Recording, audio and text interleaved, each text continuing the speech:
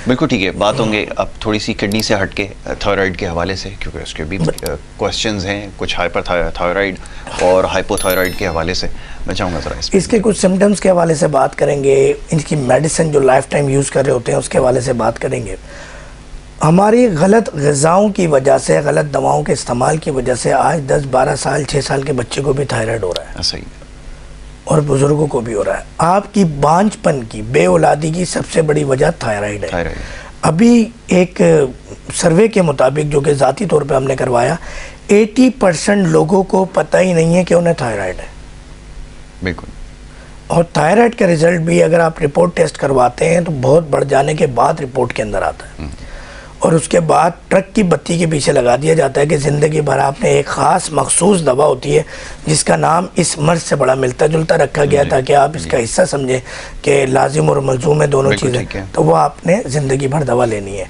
मगर उससे क्या होता है, उससे ओबेसिटी बढ़ जाती है, आपके तमाम जो वाइटल ऑर्गन्स हैं उनमें फेट का इशू शुरू हो जाता है, आप डायबिटिक हो जाते हैं, आप हाइपरटेंसिव हो जाते हैं, आप कैंसर की तरफ चले जाते हैं। अगर ख़वातीन है तो जिस्म पे गैर ज़रूरी बाल, यानी जहाँ ख़वातीन के बाल नहीं होने चाहिए, साफ़ लफ्ज़ों में कहूँगा दाढ़ी मूछें आने लगती हैं, जिस्म पे बाल आने लगते हैं, आपकी जो है वो रिप्रोडक्टिव सिस्टम डिस्टर्ब हो जाता है, मर्द या ख़वातीन दोनों के अंदर। ओबेसिटी मैंने आपको जिस तरह बताया, डायबिटिक की चीज़ें बताई, ये तो इनके साइड इफ़ेक्ट्स हैं। हम अगर ट्रीटमेंट की बात करें तो हम एक सफूफ देते हैं और उसके साथ कुछ चीज़ें और ऐड करते हैं, तो अल्हम्दुलिल्लाह वेरी फर्स्ट डे से तमाम अद्वियात से जान छुट जाती है। 90 डेज़ का कोर्स होता है और अल्हम्दुलिल्लाह थायराइड का मसला जड़ से हल हो जाता है।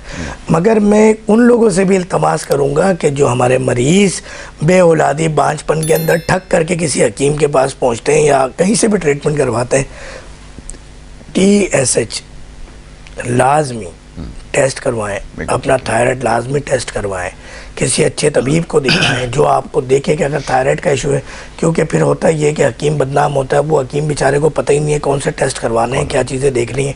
बात ये होती है कि बस वो आया, औलाद नहीं है, बस ये हो गई औलाद, पता चलता है उस हकीम के बेचारे के खुद के 2 बच्चे बड़े मुश्किल से हुए हैं। तो अब उस हकीम को पता ही नहीं है ना चीज़ों का, तो हमने मर्ज़ को जड़ से पकड़ना है, मर्ज़ को जड़ से ख़त्म करना है, और ये नीयत करनी है, चाहे मैं तबीब हूँ या मैं मरीज़ हूँ, कि मैंने वक्ती ट्रीटमेंट नहीं लेना, मैंने मैनेजमेंट नहीं करना, मैंने ट्रीटमेंट करना करनी है। जी, कॉलर को शामिल करते हैं। अस्सलाम वालेकुम। अस्सलाम वालेकुम। जी हेलो जी जी अस्सलाम वालेकुम। वालेकुम सलाम सर। जी फरमाइए, कौन और कहाँ से बात कर रहे हैं? सर मैं गुलशन से बोल रहा हूँ, सफेद अहमद।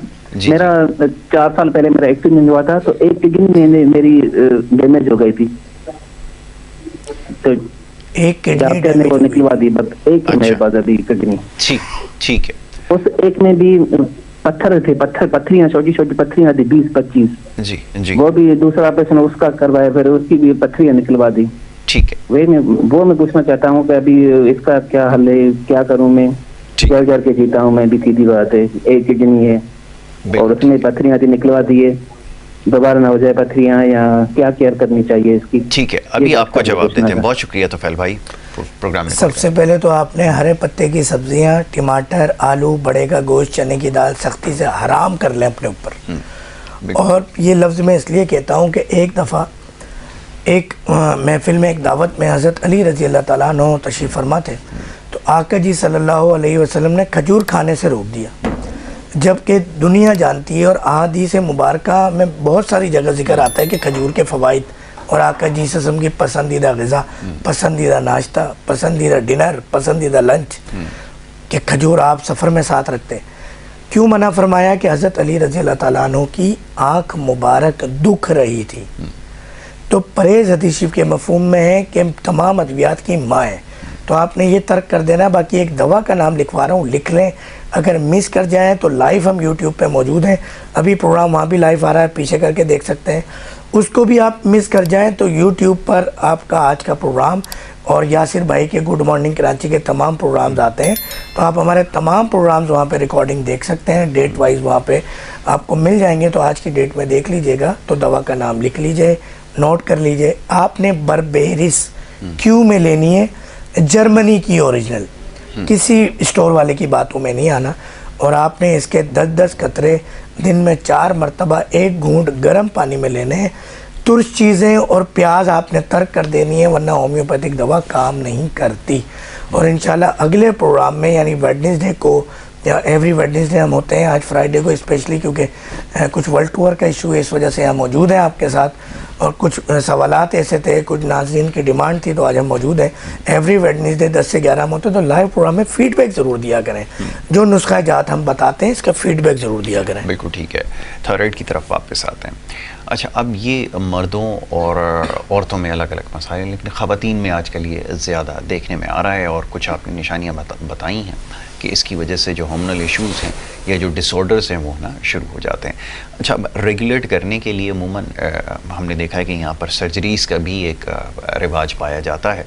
अब वो केस की नौइयत क्या है ये देखे बिना इस तरफ जाना, और फिर क्या इससे मसला हल हो जाता है, क्योंकि उसके बाद जो पेचीदगियाँ पैदा होती हैं वो बहुत ज़्यादा हैं, उसके भी बहुत क्वेश्चन हैं। जी, इसमें यासिर भाई, में देखने वाले नाज़रीन हमें लाखों करोड़ों की तादाद में पूरी दुनिया में इंटरनेट के ज़रिए या लाइव अपने केबल टीवी के ज़रिए हमसे कनेक्टेड है।